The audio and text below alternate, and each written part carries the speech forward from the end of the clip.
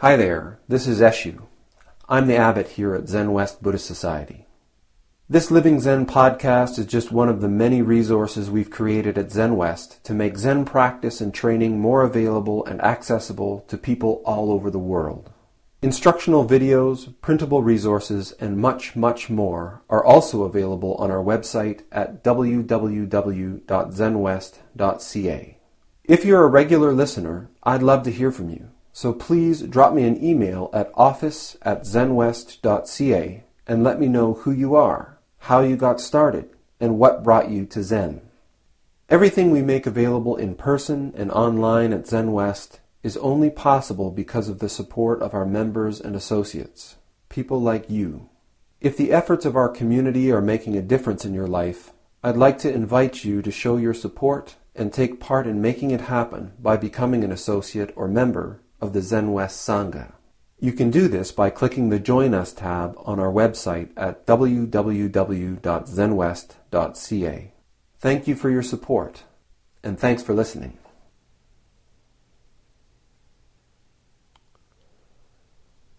This morning, as I was lying in bed, my alarm went off and woke up. Oh, Sunday sit. Gotta get up and clean some toilets and vacuum and have something to eat. But I don't want to. So I sat up, lifting momentum up.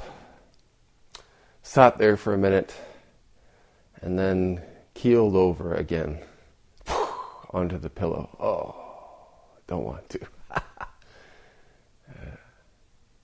A couple of more minutes. People coming. This practice is deep. And it calls to me. So, the third time, up onto my feet, coming upstairs and getting underway. Once things are underway, the momentum builds. I feel like with the practice here at Zenwest, we've had a long rest. In a lot of ways, just the formal practice. Things have been really broken up over the summer. For me too, very broken up. Even though there's been sessions and training intensives in there, the consistency of practice has been really broken up. And if you've all sat with me for long enough to hear me talk about the importance of consistency over quantity. So today was actually scheduled as a one-day intensive. And I can always tell when the consistency has fallen off because A, I don't really want to do them, and B, I get an email from Doshu that says, we've got 3 people for the one-day intensive. And people's spirits are not low. I get emails from people talking about how happy they are to be a part of the community, how important practice is as an aspect of their lives. But without that momentum of consistent practice together, our practice really kind of quickly moves into the realm of kind of conceptual practice. I love Zazen. I don't do it much, but I sure love it. And there's nothing wrong with this. In fact, in traditional monastic practice, there is a natural ebb and flow. In fact, as we move forward in Zen West and look at how to structure a residential program, I'm kind of building ebb into it. It's almost an enforced ebb. If someone wants to come and train here, I want them to also leave here. Stop. Go out. Get involved with life, get involved with work, get involved with relationship. Be clear that there are these two activities. One is a formal, ritual, communal practice of Zazen. This is important. Whether you're a monk or whether you're a layperson, this consistent practice and the consistent gathering together as a group to support one another is important. It's easy to remember this. We can look back and think of times where it's been so important to be supported in practice, so important to be uplifted and inspired by group practice. But it's easy to forget that in the present and think, I don't need to turn up, or it's not that important. I've got other things to do. And then what starts to happen is I start to get emails, and they're sort of guilty. They sound like I'm a Catholic priest or something. People say, oh, I know I should get my practice going. I know how beneficial it is for me. I know I really need to get things started again. I know I really need to start small. I know I really... But how do we go about actually doing that? And this is my koan as the abbot of Zenwest. How do I take this immense amount of aspiration that is manifest by the community and yet is met by, we've got 3 for the actual Zazen guy. How do I support those people who I know do the practice, who I know can do the practice, who I know want to do the practice? How do we begin that momentum again? Now, I am uplifted and inspired that when we change the sit a little bit, when we make it a little bit lighter, a little bit more simple, not such a big chunk, like, I don't know, maybe coming off a fast to a Thanksgiving supper isn't such a good idea. We have to be careful of that. But I'm inspired that when we put out the call for a smaller sit and some work towards building this hermitage, which is a place for residential intensive practice, that there was a response. So I'm very grateful to all of you for being here. But this issue of how do we get ourselves back up out of bed? How do we get ourselves back onto the cushion? What can I do as the abbot of this Sangha to inspire, to uplift, to support the practice of this community? I don't have any short, fast, universal answers, but please expect contact over the next couple of weeks, or some ideas coming out. Maybe just one of those practice challenges might be a good idea. Our community has grown and developed. Our community has become a strong one, where we have a very strong core value.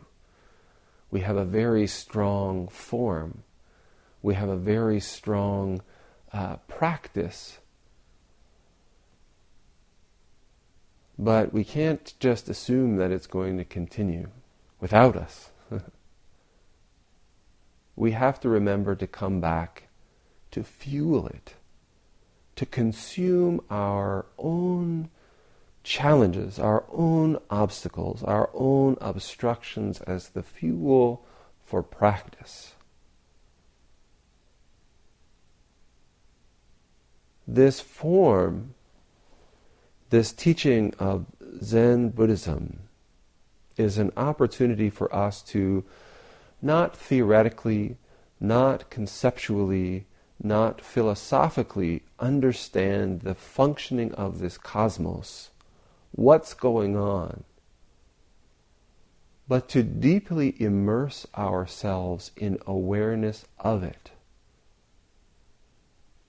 To little bit by little bit, let go, let drop away, see through, cut off, whatever we do, these distractions and fixations and attachments that obstruct our seeing our fundamental nature, the vastness of this moment, the spaciousness of our lives. Each of us is busy. I can't criticize anyone for not having enough things to do. But when we look at our lives, when we look at our practice, I think that everyone here says, oh, yeah, when I practice, there's more space. When I practice, there's more connection. When I practice, there's more awareness. And I want to remind us, or I want to encourage us, that there's no bottom to this. It's not like if I practice a certain amount, I can get to the bottom and things will be cool. As we continue to practice in our lives, we find that the bottom falls out over and over and over again.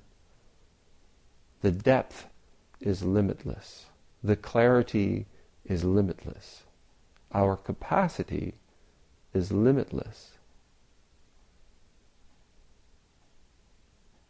But as we go through our lives, the busyness, the shoulds and the have-tos, and the I ought to,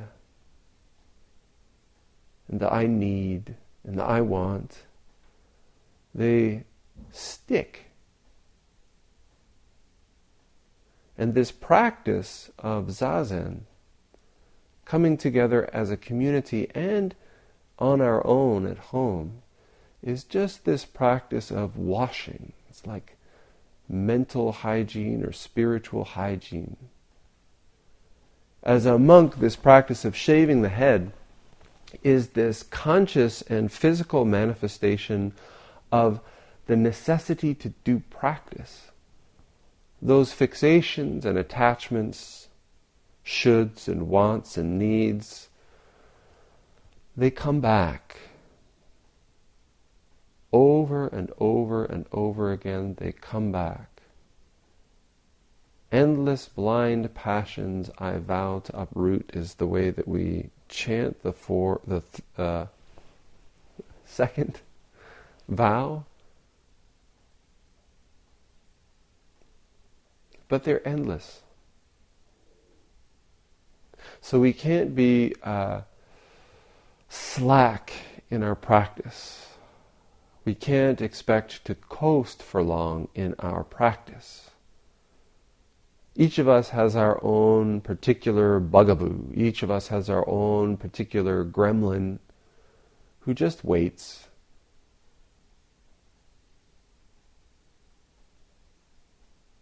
As we get busy, as life becomes more complex and difficult, it's easy for us to just let go a little bit. But isn't it the case that when we do this, our old friends come knocking?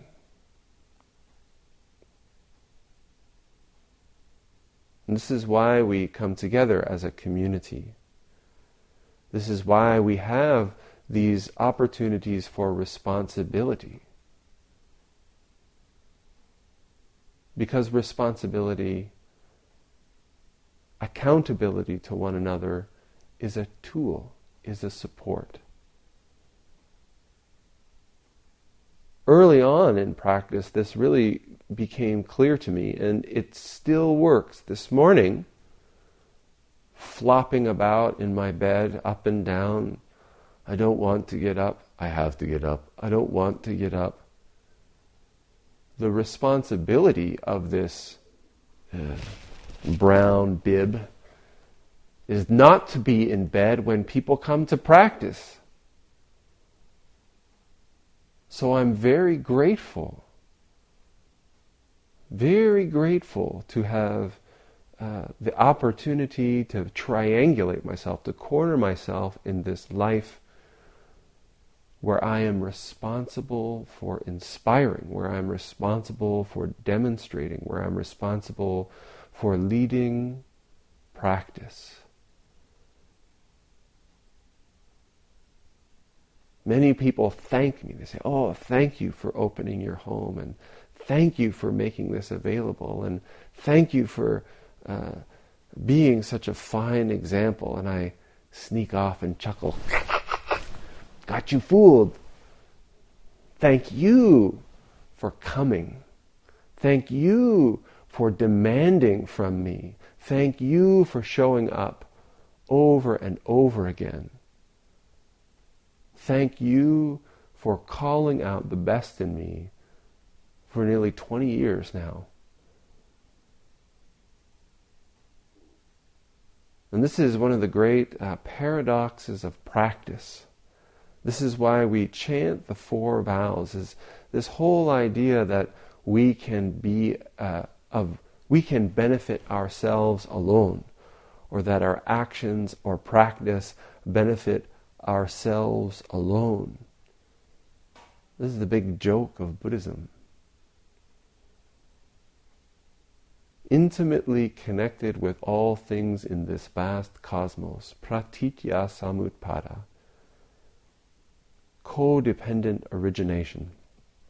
When this arises, that arises. When we engage in this practice of awareness, the universe is changed.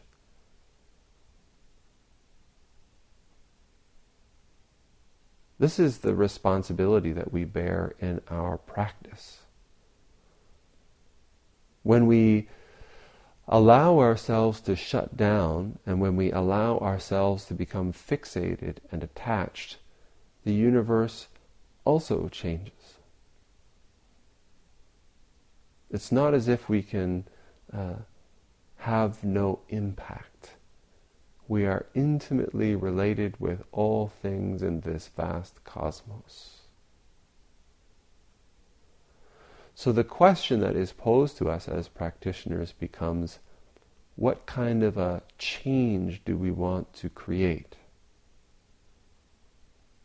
Do we want to create the change that stems from a seed of fixation, attachment, shoulds, wants? Or do we want to create changes that arise from a seed of clarity, non-attachment, compassion, wisdom?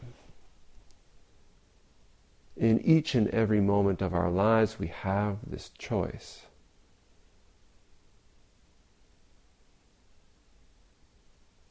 This is what coming to practice is about. This is what engaging in this activity together is about. This is what making a community is about. Is this commonality, this common perspective that when we investigate these 2 paths, which we have all done in our lives, we say, although it's hard, generally I think what is best, what feels most whole in my guts, is this path of wisdom. It's easy to forget. So this is why it's important for us to come together. It's important for us to talk to one another. It's important for us to engage in this activity in harmonious function, to remind ourselves, not just mentally, conceptually, but physically, experientially, remind ourselves what it is to come home. to practice harmoniously, to experience this cosmos, this world, our lives as one.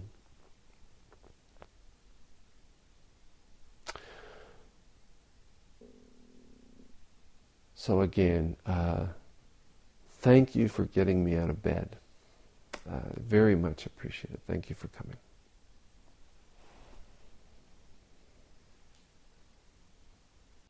Thanks for listening to the Living Zen podcast. If you follow Living Zen through iTunes, I would very much appreciate it if you would take a moment to let me know what you think about it by rating or reviewing the podcast, so that new listeners can also hear what you have to say. Thank you for your time and for your support.